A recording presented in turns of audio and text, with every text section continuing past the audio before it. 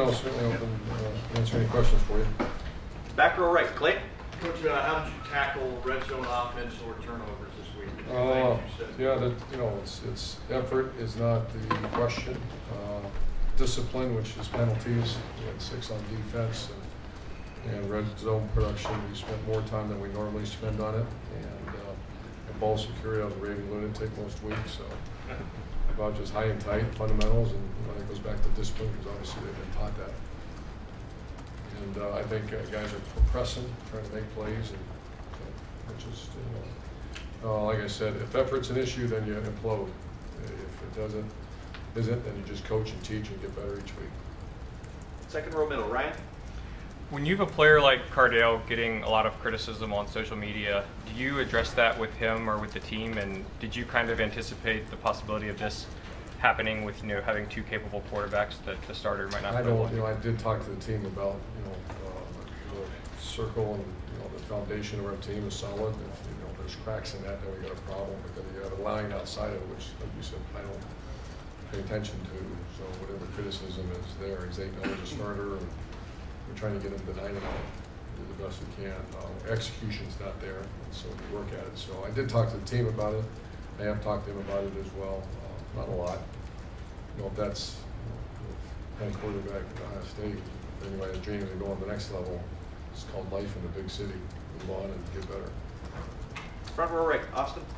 Urban, I know you touched on the ball security. When you have a guy like Jalen Marshall who you need on the field, and he has 110 yards in that game, fumbles twice, what's the best way to handle that, address it moving forward when you probably need him on the field? Well, of course you don't need him. It's ball on the ground, but he's a very conscientious guy. I like Jalen. His practice is very hard. He worked at it.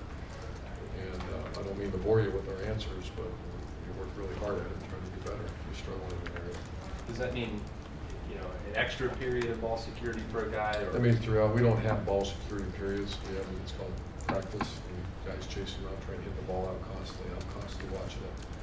And it's called discipline. And he strains to get extra yards. And that's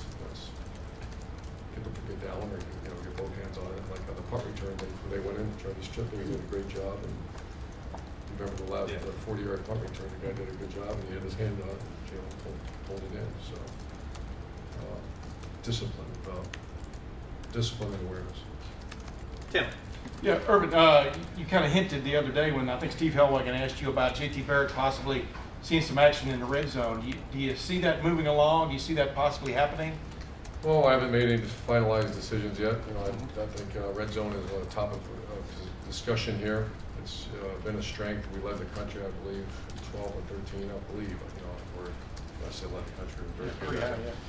And then that's got to be a strength. You score those touchdowns. How's this for a comment? We score those touchdowns, if we don't turn the ball over, we don't have penalties, there'll be nothing to talk about. Yeah.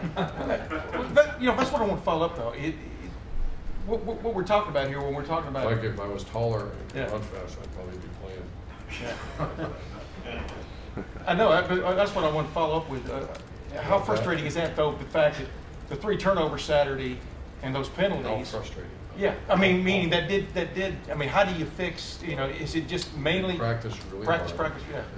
And once again, you understand? They're all different. I don't mean to bore you. If you want me to come up with, do we have a T-shirt made that says "Don't fumble" or something like that? Well, I'm not being a smart ass. Yeah. I mean, we work really hard. It's a bunch of grown men sit in that room and stare at each other for 14, 16 hours a day and figure out why that's why they call you coach. To turn the ball over. And the other thing, we didn't even ask you about Maryland the other day. Is there anything, what stands out about Maryland to you? They're like in the latter quarter of the country in total offense, the latter quarter of the country in total defense. What are you telling your team about these against guys? Our rivals at halftime? They were playing really hard. I see exceptional athletes at the offensive skill position and exceptional athletes at the defense. I see the best punt returner in America, a guy that we have to get on the ground. We played them before. Our guys know most of these guys. They're twitched up on the defensive line, which means they're quick. And we will get Maryland's best shot. That's the way it is. And we expect it. We're bracing for it. And our players are smarter than we are. They know what's coming. Regardless of what you see on film, you get it. Front row, Dave. It sounds like it could be a serious injury with Cam Burrows. What's the update with Yeah, Cam? he had surgery on his foot. It was a re-injury. I hate to give you it was a re-injury. He had surgery. He's out. He's out for this season. Chance he could potentially get a fifth year since he hasn't redshirted yet.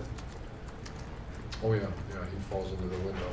I don't know that. I'm Okay. sorry, I don't know that. A couple quick follow-ups.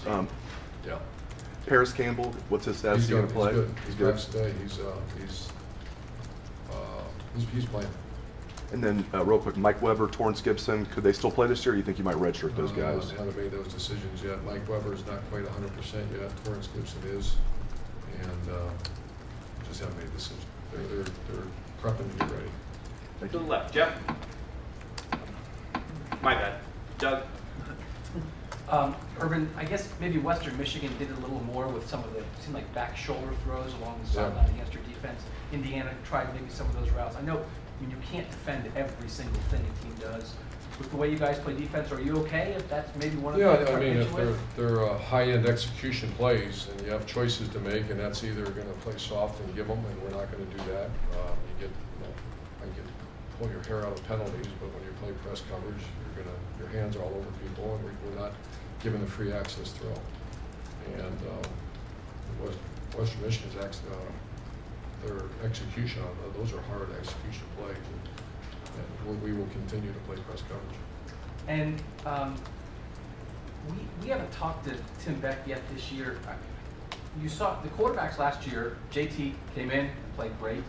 Cardale, when you needed him, came in and played well. And the quarterback play maybe hasn't been quite as good. Is coaching part of that? Is that part of why? Well, I think everything's a part of it. I think quarterbacks are the product of those around you. When they play great, we say that. When they don't play well, the timing, and it's not all the quarterback. Certainly when there's transition in coaching staff, it takes a minute to get on the same wavelengths. I don't see that as an issue. I see guys working I see everyone working their tails off, and that's usually a good indication that things are going to start to improve. And once again, if we a little more, once again, if a little more accurate, take care of the football, we're still number 2 in scoring in the Big Ten. We just got to get better.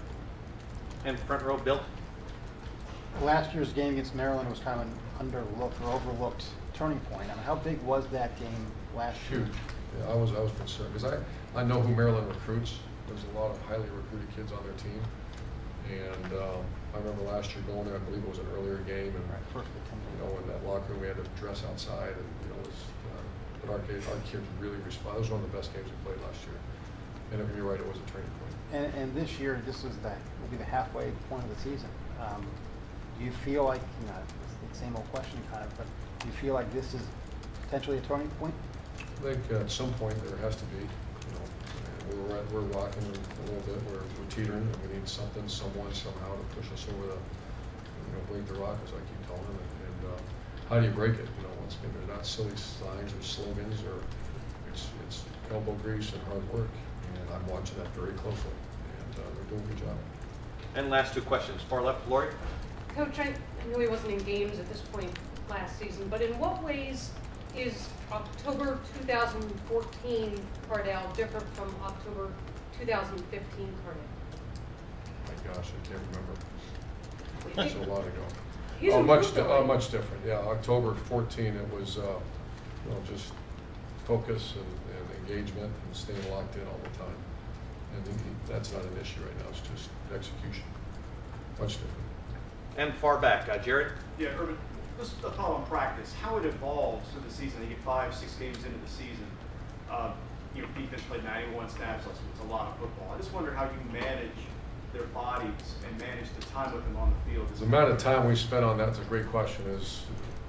We have a sports performance team, and everything's charted. Everything's, the amount of contact, the amount of reps.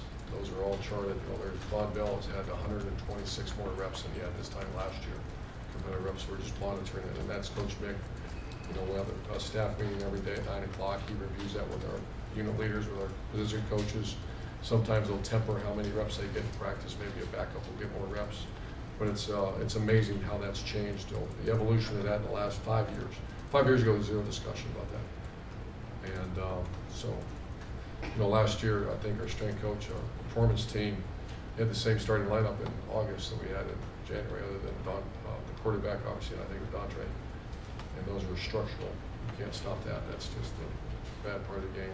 Also, Nick Connor hurt his knee, and he's out for the year.